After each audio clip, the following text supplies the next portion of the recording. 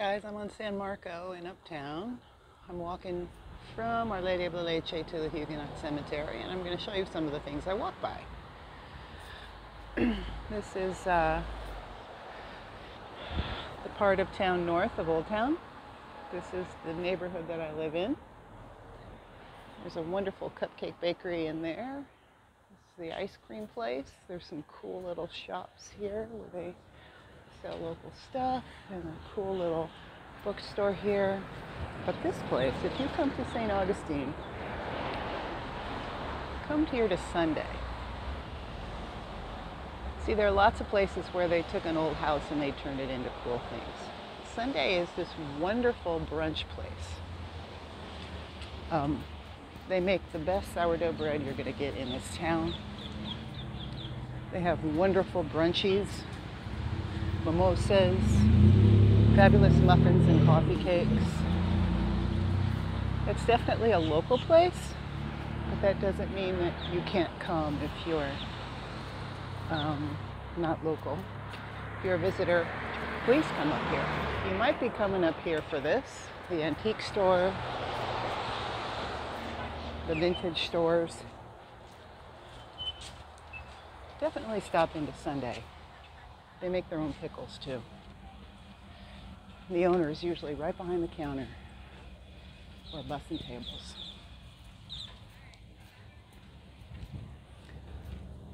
Lots of antiques. Got the florist.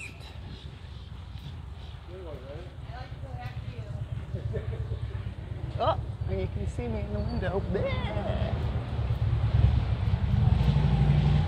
And this cool shop too, Inland Traders.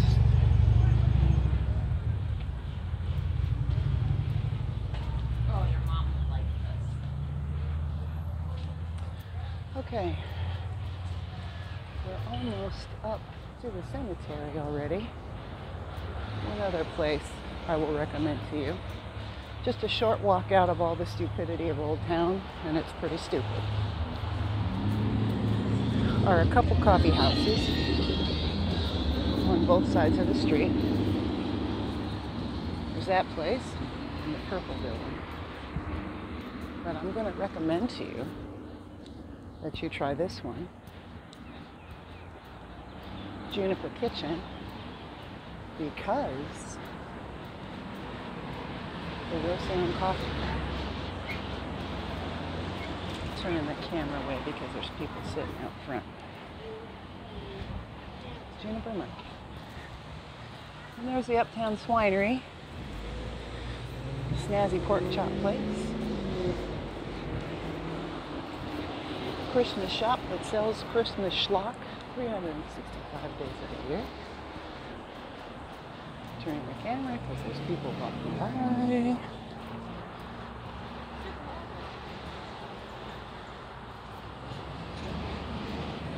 I actually might have to duck because I'm getting raindrops on my head. That makes my visit to the cemetery pretty sucky. There's another local art place right there, the Coconut Barrel and the Wine Cellar. You can do wine tasting. Very popular place where you can rent different types of vehicles to scoot around in. Those of us who live here hate all the people riding around in these things. I'm here to tell you.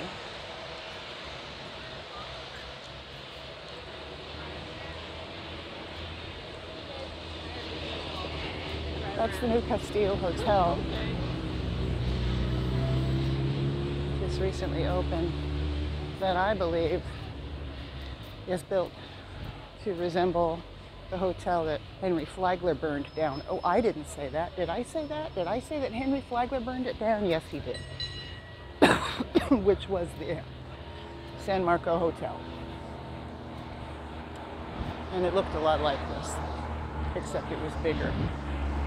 This opened here last year. And if you look at some of my videos where I've showed you old pictures of the Hotel San Marco, this is what it looked like. So that's kind of nice. Little tribute the town whose money is dependent on Flagler, the shill. Here's the Believe It or Not Museum, the first Ripley's in the country. This was originally the Windsor home, a gentleman by the name of Warden, who I don't remember his association with Flagler, but they were all part of that Flagler nonsense. Mr. Ripley used to stay here and tried to buy it for years. Finally was able to buy it. Well, I should say the family was able to buy it after Mr. Ripley passed away.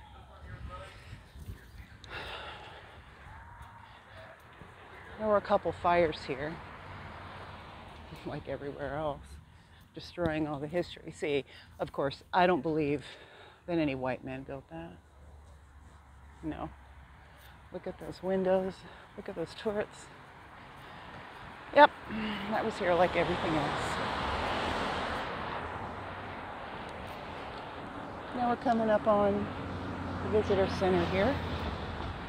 Where this sits is where the San Marco Hotel originally was, though the hotel that we just walked by, that still would have been part of the San Marco Hotel. I don't know when this was built. This is a visitor center. Wonderful old maps in here. Wonderful old maps. What the city used to look like. You've seen maps in my videos from here.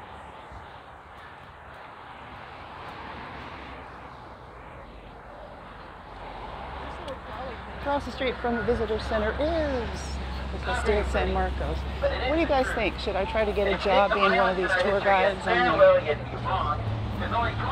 the trolley? Oh man, I'd last one day telling the true story of things. So this is supposed to be, well, it is coquina. And I mean, I'm 5'10". That's straight out from my shoulder. This is over 6 feet tall. We are to believe that this was built to mark the beginning of the Old Spanish Trail, which is just what it says, a trail that goes from St. Augustine to San Diego on those old Spanish roads. Part of that might be Route 66 at one point, I'm not sure. We're supposed to believe that that's what this is. I don't think so.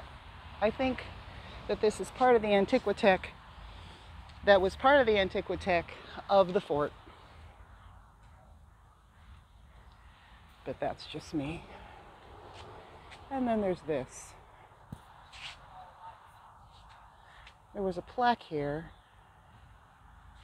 Big piece of coquina. I don't remember what that plaque was. On the other side of that fence is where I'm going, actually, the Huguenot Cemetery that's supposed to open at 11. Doesn't look like it's quite open yet. There's the Castillo San Marcos. Oh, here, I'll let you read the plaque. Public burial ground. This is where we're going.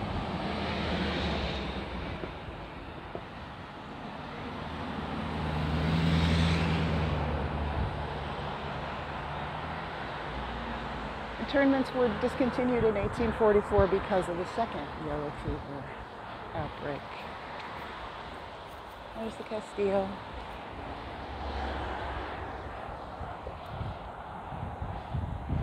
That's where I'm going. You can only get in here one day a month. The third Saturday of the month, starting at 11 o'clock. There is so much history in here. And two ghosts that I'll tell you more about when I put the video together. I'm not sure which entrance is the entrance to go in. I guess I'm early. I'm going to end this here and hang out here along the old city wall, the Kubo line, and wait for someone to come and let me in. But that's where we're going. And I've already done a crap ton of research on the people that'll be buried here. So this will be, I hope, an enjoyable video for you later.